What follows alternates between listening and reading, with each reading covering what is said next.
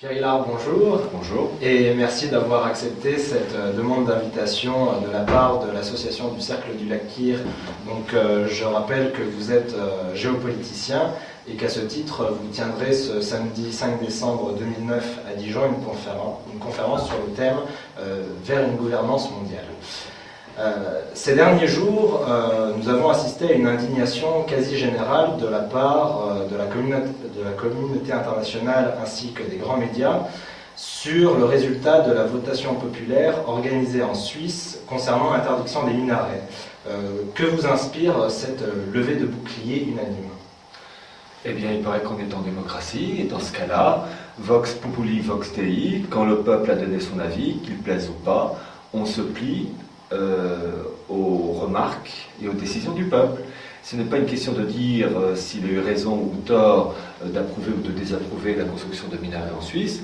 Le résultat, c'est que le peuple s'est exprimé. Donc, si on est en démocratie, il faut jouer le jeu jusqu'au bout et se plier, enfin plus exactement, c'est aux élites, enfin ce qu'on appelle les élites, de se plier à l'avis du peuple et donc d'accepter ce que le peuple a dit. Mais le problème, c'est que on vit une époque, depuis pas mal d'années maintenant, où l'avis du peuple ne pèse pas lourd. Déjà, les Français et les Hollandais, en 2005, ont voté non au projet de constitution européenne. On s'est moqué de leur avis et on est passé dessus.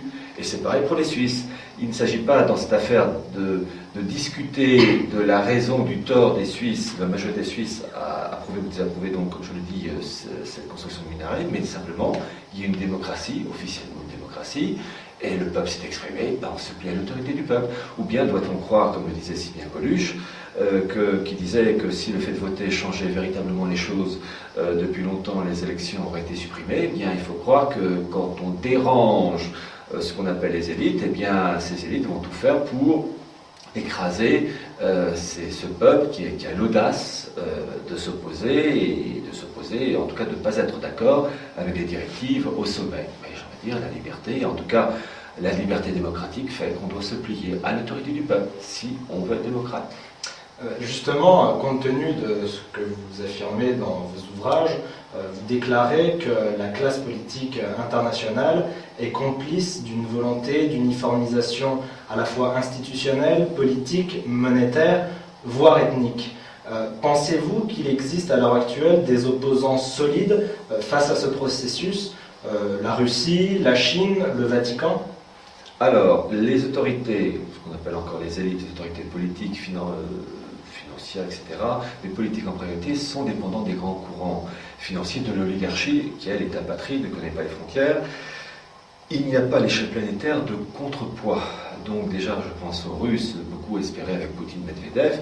Ils font partie du système. Le Vatican, je pense au propos du pape, son premier message de Noël en 2005 en faveur de l'édification du nouvel ordre mondial, il faut quand même le faire, dire ça, ou bien encore son encyclique récente au mois de juin-juillet 2009, appelant à la mise en place d'une autorité politique mondiale en demandant aux Nations Unies de se réformer, mais on ne demande pas à la concurrence, et en tout cas, les Nations Unies, c'est quand même le temple du maçonnisme par excellence, de se réformer, ou bien quelque chose qui ne va pas.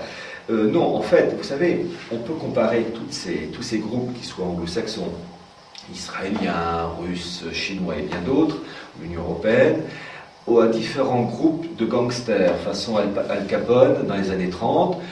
Ils poursuivaient le même objectif, la conquête du pouvoir, mais il n'empêche qu'ils se tiraient dans les pattes, ils s'alliaient un avec un autre contre tel autre groupe, mais finalement c'était les mêmes gens véreux. Voilà, et là on a affaire à des gens véreux, sous apparence, de la respectabilité, quoi qu'ils l'ont de moins en moins. Voilà, donc malheureusement tout est verrouillé. D'un point de vue strictement européen, on entend la nécessité de fédérer justement les États européens afin de lutter efficacement contre la crise économique.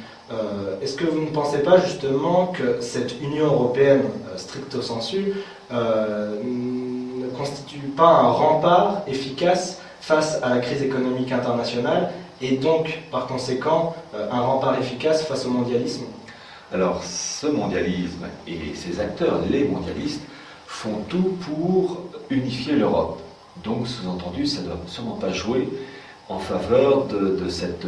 Enfin, pour lutter en tout cas contre la crise. S'ils veulent unifier l'Europe, c'est qu'il y a une raison.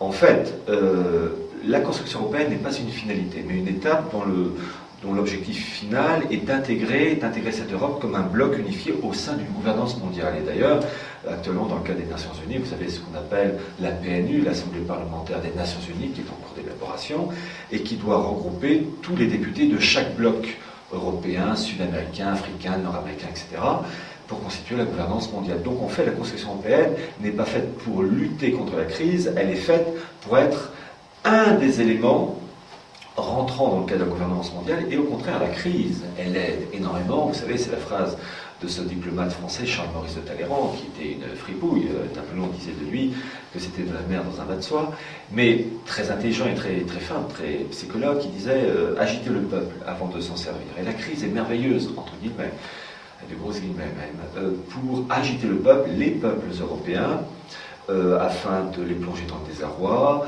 la crainte du lendemain, et la crainte fait qu'on leur propose officiellement une solution de rechange d'un mieux pour s'en sortir, l'Europe unifiée. Chose qui est réussie, puisque le traité de Lisbonne a été ratifié et appliqué, que nous avons un président de l'Union européenne avec Herman Van Rompuy, Catherine Ashton, au représentant des affaires étrangères.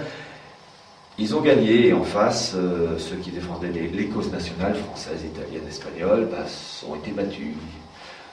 Ils ont gagné, humainement ils ont gagné.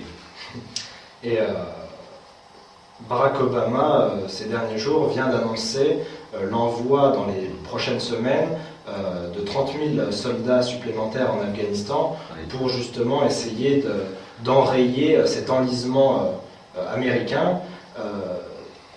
Par ailleurs, tout le monde considérait cet homme comme véritablement la providence pour les Américains. Est-ce que vous êtes étonné par cette annonce ?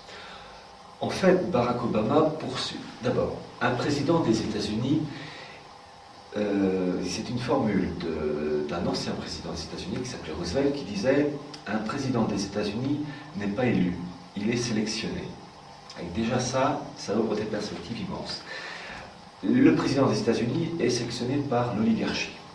Et Barack Obama, c'est un homme qui a été sélectionné en raison de ses compétences intellectuelles, de son charisme, de l'apparence, du beau papier d'emballage, parce qu'il présente bien mieux que Bush. Mais en fait, il n'est que l'employé. Le président des États-Unis, qu'il soit républicain ou démocrate, n'est que l'employé du système. Il n'est en aucun cas la figure de proue qui impose. Il n'est que la courroie de relais, plus ou moins habile. Et dans cette affaire, Barack Obama donc, a été choisi pour ses qualités, mais pour pratiquer une politique voulue par Goldman Sachs, en particulier pour tout ce qui est aspect économique et financier. Et je rappelle, ça a étonné les pauvres gens qui sont esclaves des apparences, que Barack Obama a repris et conservé le même ministre de la Défense que celui de Bush, qui s'appelle Robert Gates. Donc, que ce soit avec Bush ou avec Obama, on a le même ministre de la Défense. Donc déjà ça devrait faire un peu réfléchir les gens, mais malheureusement, la nature humaine étant ce qu'elle est, c'est-à-dire en règle générale superficielle, il n'y voit pas plus loin. Et bon, Barack Obama a décidé d'envoyer au moins 30 000 hommes en Afghanistan. Alors, c'est curieux parce que, voyez-vous, il y a à la fois un double jeu, officiellement lutter contre les talibans, etc. Mais je rappelle que depuis l'arrivée des Américains en Afghanistan, la culture du pavot a explosé. Je ne sais pas pour défendre les talibans, mais la culture du pavot n'existait pas. Dans les talibans, d'ailleurs, ils supprimaient tout de suite les personnes qui cultivaient du pavot. Il y a des méthodes, quelquefois, pour régler un problème, qui sont utiles. Et en fait, la culture du pavot, de la drogue, est très importante parce que cela dégage des milliards et des milliards de dollars ou d'euros, peu importe la monnaie, et cet argent est réinvesti dans les grands courants financiers, dans le blanchiment de l'argent, et les financiers anglo-saxons en particulier, oui, entre autres eux, apprécient cette culture du pavot. Karzai est en fait une marionnette du gouvernement américain. Donc en fait, sous les apparences d'un Obama envoyant 30 000 hommes en Afghanistan, nous avons cette volonté de la part des Américains aussi de maintenir une culture du pavot qui joue un rôle important. Il n'y a pas que, évidemment, il n'y a pas que ce point-là, mais entre autres, c'est un morceau du puzzle qui contribue à dégager des milliards en faveur de l'oligarchie financière. Donc, vous savez, on est très loin des grandes envolées philosophiques, humanitaires. Évidemment, il y a aussi les raisons d'ordre stratégique, avec les oléoducs, les gazoducs, il y a toute la zone du pétrole, l'Asie centrale, etc. Mais donc il y a à la fois cette volonté à la fois de vouloir sécuriser certaines zones et en même temps profiter de tout ce qui est production de drogue qui rend service aux Américains et aux Anglais. Ne jamais oublier le rôle de l'Angleterre, de l'Empire britannique, même si officiellement il n'existe plus, le Commonwealth of Nations, Commonwealth des Nations, il est une émanation directe de l'oligarchie britannique, il fonctionne à plein régime, pour le plus grand bénéfice de l'oligarchie mondiale. Voilà. Donc, nous assistons à une mauvaise pièce de théâtre. Pierre Hélard, merci. Je vous remercie.